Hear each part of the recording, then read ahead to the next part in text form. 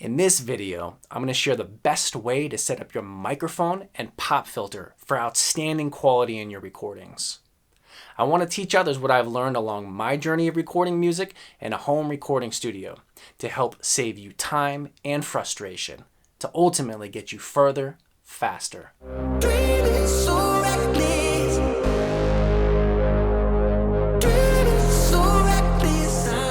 Hey, welcome. My name is Steven. I produce music, and I love to share with others what I learn along the way. So, when we're recording music at home or in a home recording studio, it's ultimately our goal to have excellent quality. I've been recording audio and music in a home studio environment for 17 years, and I've really dialed in a system to get the best possible recordings on a consistent basis. It's nothing complicated, and definitely anyone can learn. See, if I knew back when I first started making music what I know now, I could have saved so much time and energy trying to troubleshoot and fix audio on the back end of things when I was mixing or editing. Just a handful of steps and consistent technique could have helped me hit the ground running a lot faster. And without a doubt, I probably would have been able to make more music earlier on because I would have been happier with the quality of my recordings. So let's get into it. I set up an example here of a microphone, a shock mount, a mic stand, pop filter.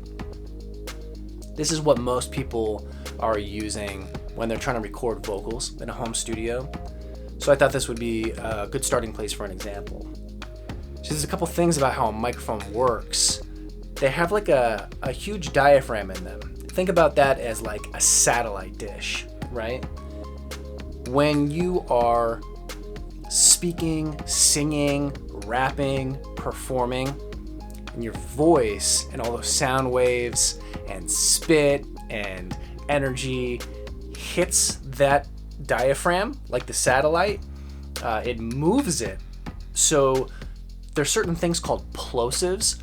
Plosives are like the p and the p, the things that really hit the mic and slam it, and it's crazy. It sounds distorted, muddy, and it's really unusable, and you can waste a lot of time in post trying to fix it. But there's a couple techniques you can use to just get consistently great recordings with a couple simple tools. So I'm using a shock mount that came with a microphone that I bought, like 12 years ago. It was the Rode NT1A. The shock mount, believe it or not, was like outstanding quality, even though the mic was only a couple $100. And I've upgraded since then, but I'm still able to use the shock mount. I just swapped out the inside of it for the shock mount that fits my new mic. The best part about this shock mount is it came with a pop filter included. See, not everyone has this, but pop filters are cheap. There's a couple different kinds you can get, a couple different styles, all the way from like $10, $15 pop filters to $30, $40, all the way up to like $70, $80, which is, it's called like the Stedman, and it's supposed to just be absolutely excellent. I'll link down in the description a few different examples of pop filters that can help you in whatever budget you need. But here's the thing, you have to have them. If you want consistent, excellent quality, you have to block those sound waves that are hitting the capsule and the diaphragm, the satellite dish, and your microphone. So, I keep things simple. When I'm setting up the mic, I want to be square to it, right in the middle of my face. And then the diaphragm, I want to be about mouth height. I'm always setting it up about mouth height. So that way, I'm not overextending and singing and stretching my vocal cords in an unpleasant way that could lend itself unfavorably to your performance.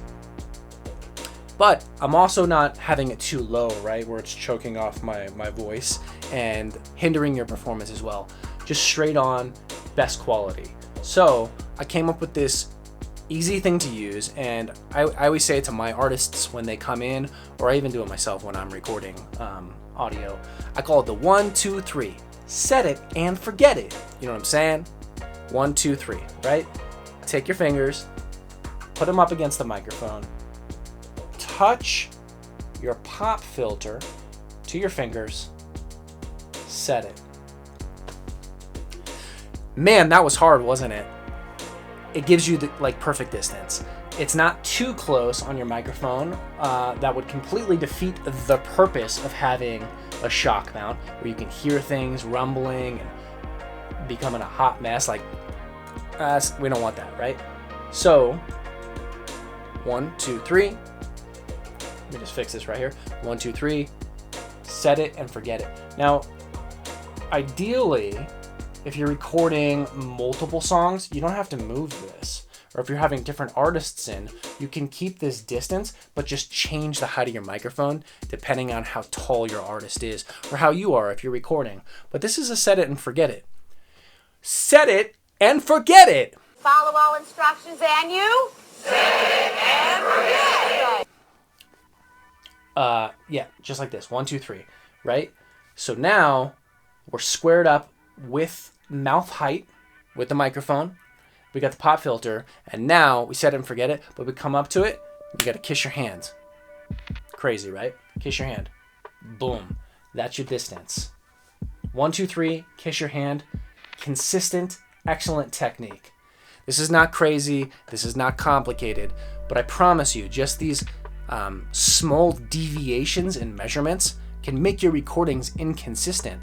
And across multiple singles or a whole body of work, we're trying to avoid that. We want continuity when we make albums or multiple singles, so it sounds like the same artist every time. You know what I mean? So just dialing in these simple setups with your microphone is going to help you stay consistent and excellent, save you a ton of time and energy and frustration on the back end when you're editing or mixing, and ultimately help you get further faster to achieve excellent quality with your vocals. God bless.